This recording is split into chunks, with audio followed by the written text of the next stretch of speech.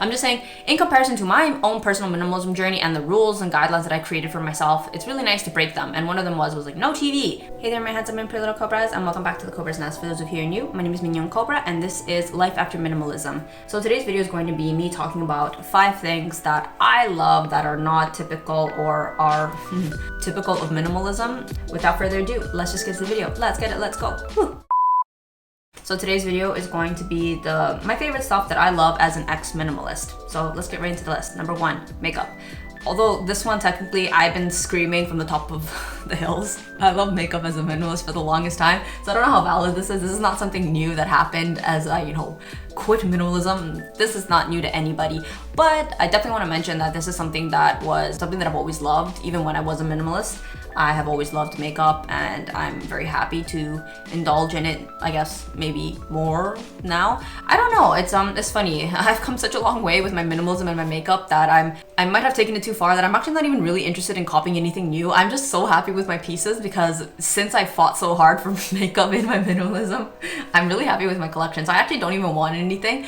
But it's really nice to know that for anybody else watching this, Life After Minimalism, you can definitely have things that you love, and makeup is one for me. So if that's something that resonates with you, you're allowed to like certain things, even if it's not very typical in the minimalism community. I remember when I first started minimalism, I remember that people are like, my beauty routine as a minimalist would be like a little cotton swab, or like, I don't even know, like a little brush, and they would put like Vaseline on their eyebrows and like oil on their lips, and like, I feel beautiful. And I was like, that's my makeup removal routine.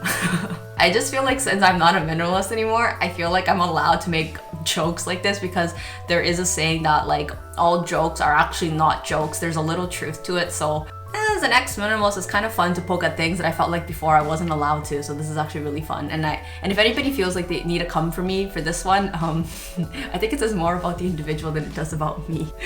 Okay, number 2, a vanity, having like a dresser and having an abundance of clothes.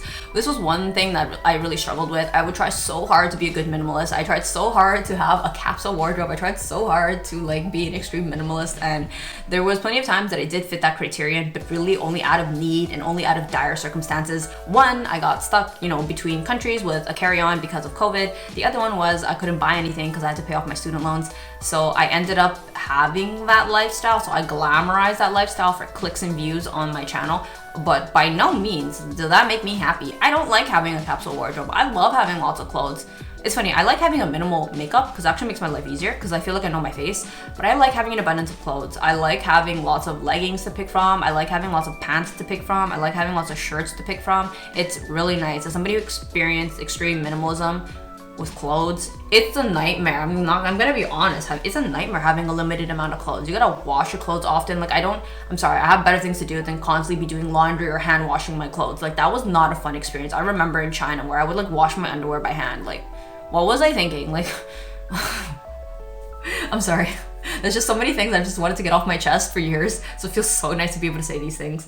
But yeah, I'm really happy having a lot of clothes, and I'm not bothered by the fact that my wardrobe isn't minimalistic anymore. It's cool. Like I've made my peace with that, and I think that's the most important thing. At the end of the day, you have to be comfortable with your decision. Some areas of my life will probably continue to be minimalistic because I actually enjoy it that way, and things that I don't enjoy, I don't have to do that anymore. Like I finally have the freedom to be like, nah, I'm good. Okay, number 3, watching TV. A lot of minimalists are always like, stop watching so much TV, go out into nature, and I think that's valid. If you are very extreme in a lot of like Netflix binging, maybe this is probably a really good tip for you. But for me, I remember I heard this tip, and so I never watched TV. Like for me, if I wasn't watching an educational 10 tips to type of video on YouTube, I refuse to watch a drama, I refuse to watch TV, I refuse to watch any form of television. Like I think I spent like the majority of my minimalism never watching television. So in this recent like 2022, I was like, screw it, I want to watch TV.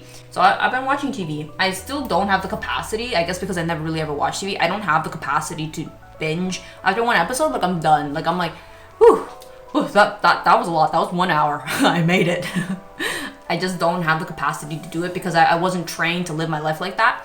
So, but that doesn't mean that I don't enjoy that full hour. That full hour is so indulgent when I watch an episode of a show. I'm really happy. And I'm glad that that's a minimalism habit I left behind. I know that minimalism is different for everybody, and I really shouldn't be taking these examples as like to show that's the opposite of minimalism. I'm just saying, in comparison to my own personal minimalism journey and the rules and guidelines that I created for myself, it's really nice to break them. And one of them was like no TV. Well, now it's really nice to finally have TV. Okay, number 4, junk food, candy, processed food. So in my minimalism journey, a lot of things that I tried to follow was like be healthy, no processed food, and that was good, definitely, for sure. I think it is good to be healthy.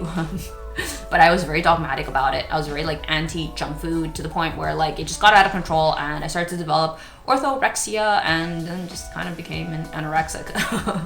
I'm laughing because it's been so long. If you guys have followed me for a period of time, I started my recovery back in 2019, 20. Yeah, it's been like close to 4 years since I've recovered, so it's been some time. Those things don't pay me anymore, so I feel like I'm very comfortable to be able to talk about these things. So yeah, I eat a lot of junk. If you guys can see, I have a very squishy, chubby face, and it doesn't bother me. I know that a lot of people would feel very uncomfortable with weight gain. I've definitely gained a lot of weight, and I think, honest to God, I'm really happy in my weight gain. I'm really happy. Like I finally have like a woman's body. I'm very curvy. I carry a lot of my weight in my hips and in my chest. I don't know if you guys can see, like, I have mentioned in some of my videos that my chest is a lot bigger. My bra is fully like maxed out, and it's a beautiful experience. It is definitely a very beautiful experience to finally have permission to fill space. I feel like with my minimalism, I just kept trying to like shrink myself, less nat, less junk food, less everything. I was like, okay, no more, please stop. I'm actually more junk food, take up more space, more nat, more fat. This is great, I love it. I'm really happy being heavier, and I'm really happy with my weight gain and eating. It's great. I eat chocolate and I eat ice cream and I eat bread, and I don't feel guilty whatsoever, and it's beautiful. Honest to God, I'm never gonna declare junk food ever again.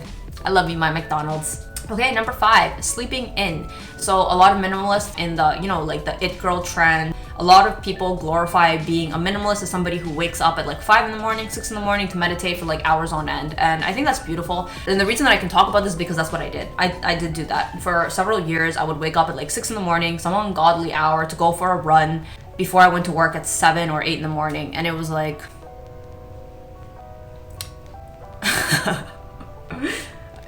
I remember once I saw this like a TikTok meme or something. The girl's like standing on her porch drinking coffee, and she's seeing somebody going for a run, and the person's like, "Are you okay? Are you being chased? It's like 6 in the morning." And it's like, the only reason I can laugh is because like I did it myself. I'm gonna tell you guys, it's fantastic sleeping in. I know that a lot of monks say that to live a fulfilling life, it's to wake up early. A lot of monks wake up at 4 in the morning, 5 in the morning, and I really respect that. And they advocate to sleep the mystical 3 hours a day. That's the standard that they try to reach. Some get close with like 4 or 5 hours, and I try to do that. I would try to sleep very little. But I feel like I'm in my life after minimalism, I'm very happy having a lot of sleep. I easily sleep 12 hours. I'll sleep early if I have to get that full, you know, that's solid. I sleep in, and it's nice. Maybe there might come a time where I'm kind of like, I'm wasting my life. I don't know why I'm sleeping so much, but currently, I have to say, sleeping in late is beautiful. Having long sleep is really good. I hate feeling groggy. It's really nice to be rested. All right, there we go. So those are my 5 favorite things that I like doing now as an ex-minimalist. I hope that you enjoyed this video, and I will see you guys in the next one. Thanks for watching.